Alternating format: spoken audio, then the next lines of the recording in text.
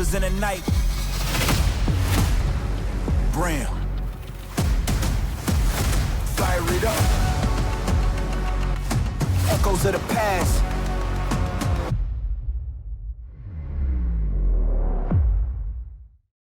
Man, your album debuted at #1?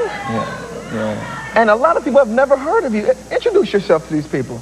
Well, I mean, everybody know me as Master P, and I started from the underground and started small and worked my way to the top, and I think that's what life is about. You got to earn your way to the top. I think the problem is most people and most rappers these days, they wanted the easy way. They wanted to come up with a gimmick. You see, I grew up in the projects, and my biggest thing was in New Orleans? New Orleans, third wall, Calio, represent, baby. Yeah.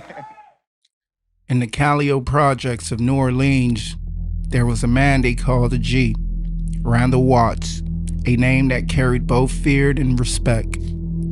He was a hustler, a fighter, a man who had seen too much too young.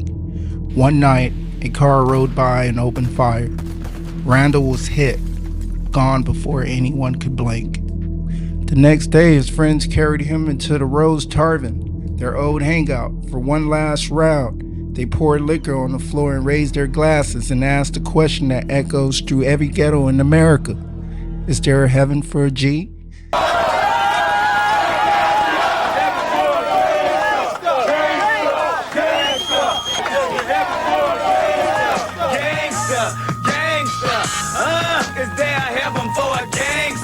This is where Percy Miller, the world would later know him as Master P, was born and raised. And seeing people get held up at gunpoint, you know, I done ran for my life trying to dodge a drive-by. You gotta be from there to understand that. The Calio projects weren't just buildings. They were a battlefield, a place where poverty, violence, and dreams collide every single day. In the early 90s, New Orleans was one of America's deadliest cities. Every corner had its own code. Every block had its own story. And for Percy Miller, that story started with loss. He was raised by his grandmother, packed into a small apartment with his brothers and sister. Money was scarce. Opportunity was rare. Me and my brother Kevin, we lived in a Calio with my dad and my grandparents. But ambition that he had plenty of, back then music wasn't a career, it was a survival. He sold tapes from the trunk of his car, hustling in the same streets that tried to destroy him. In the streets, Ice Cream Man meant dope, but Master P flipped that meaning. He became the Ice Cream Man, selling not drugs but dreams. He studied business, learned marketing, and built No Limit Records from scratch. No investors, no radio push, no major labels, just hustle, faith, and an understanding of his audience that no corporate execs could buy. No Limit became more than a record label. It was an empire, a symbol of independence at a time when the music industry treated Southern rappers like outsiders. But behind every success story from the projects, there's pain. For Master P, that pain came when his younger brother, Kevin Miller, was shot and killed at just 18 years old. A drug deal gone wrong.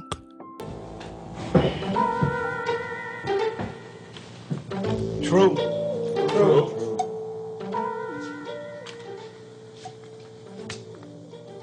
Damn, Casey, you a hustling mother. The murder of Kevin Miller became the turning point. I see my brother Kevin. Like, how could I get through that?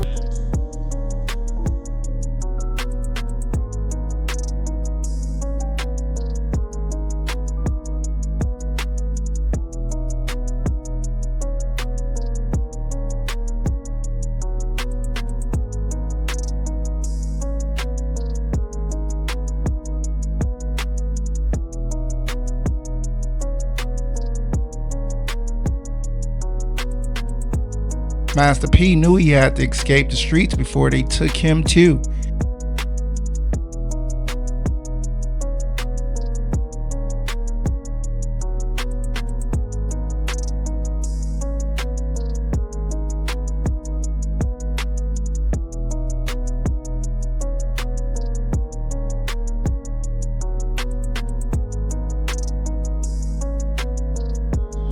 He earned a basketball scholarship to the University of Houston, but a knee injury ended that dream early, so he went west to California.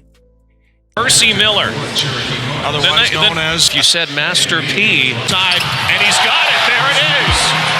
Well, you've got to give him credit for sticking with it, right? There in Richmond, he opened a small record store called No Limit Records and Tapes. That little storefront would become the foundation of one of hip-hop's most powerful independent movements. 7 years later, the man who once sold tapes out of his trunk ran a multi-million-dollar business. Better guard your grill, motherfuckers, we coming hard, G. I got killers in the project selling water. What the fuck really happening with y'all coming around here like y'all running something in this motherfucker? Nigga, what's up, y'all? No Limit Records wasn't just successful, it was a revolutionary. Artists like Mia X, Silk the Shock, and C Murder and Mystical turned the No Limit tank into a culture army. They wore camouflage. I might hit you, I make them say, nah, nah, nah, nah. Don't trip, as I bust your shit. And like, nah, nah, nah, nah. I hang with, I do my thing with. Gang bang, cause I hang with a whole gang. They preach hustle, and they sold records by the millions.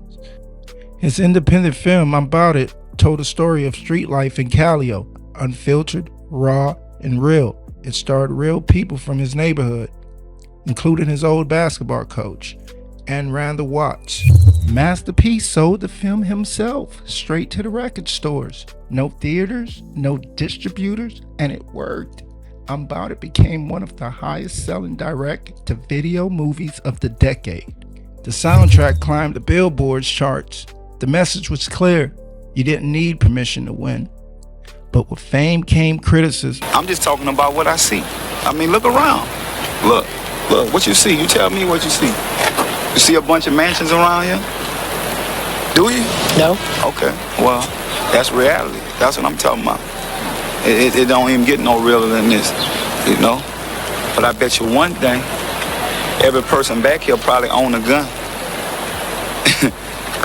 So that's what we talk about. And that's real. That's real. Politicians and police accuse rappers like Master P of glorifying violence. Shooting down the police and getting your gat and cracking on this, and that's ridiculous. That is totally ridiculous. I mean, no one criticizes the Godfather movies for being too violent. I think that in order for you to change the music, you got to change the reality from which the music is born. The music reflects the reality. The music doesn't create the reality. They said his music made the streets worse. To his critics, he was dangerous. To his community, he was honest. Master P never claimed to be a saint. He was a product of his environment. But he also became proof that you can rise above it. He wasn't selling violence. He was selling truth. Weeks after I'm Bout It hit the streets, tragedy struck again. Randall Watts, the same G who played himself in the movie, was murdered in another drive-by. Friends say Randall Watts was a good man, forced to do bad things to survive in the ghetto. What do you think about when you think about Randall? Somebody that was well respected. I mean, everybody got their good and their bad side, you know what I'm saying? I mean, I got my good and I got my bad side, but I tend to remember all the good things. It was a brutal reminder of the world Master P came from and the one he refused to forget. Man, I'm glad you're going on to a better place, because it ain't no more fighting, it ain't no more shooting, and it ain't no more tears. And that's what we dance for. Like, man, you done made it. From the corners of Calio projects to the boardroom of America, Master P's story isn't just about rap or money. It's about transformation, about taking what was meant to break you and turning it into something that builds others.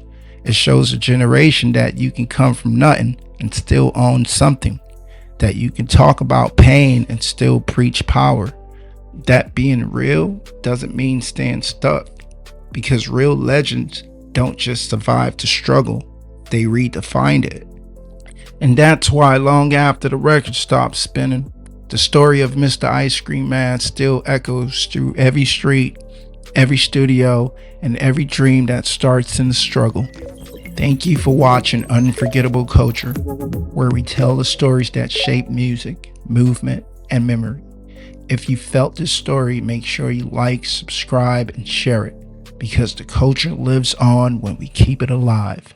From the projects to the platinum plaques, this was Master P, the Ice Cream Man, who changed the game.